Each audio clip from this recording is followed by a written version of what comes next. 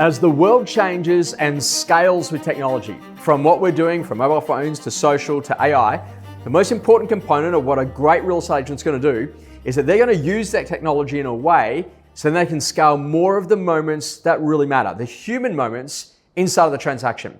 And let's never ever forget it that you've got to do great buyer coaching.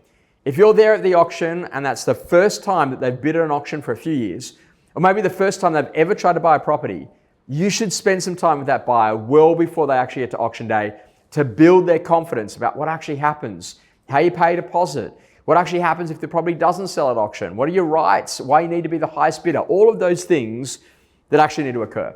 And let's think about this, and we do this quite poorly as an industry. If you've now made an offer, what happens next?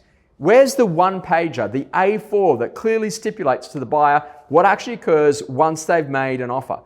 Number two, okay, great. You're entered into a multiple offer situation.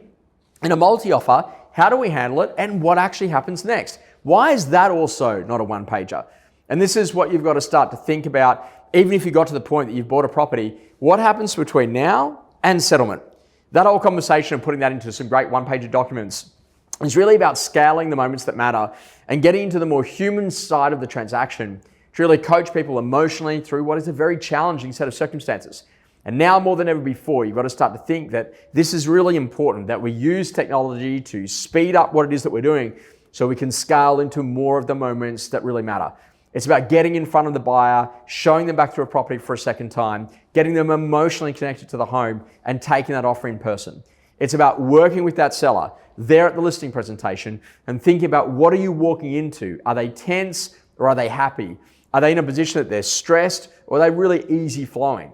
Are they in a position that they're in a difficult position in life, or are they in literally one of the most ecstatic moments in life? And learning how to tap into their emotions and understanding what they need to see, feel, or experience to have the confidence to do it now.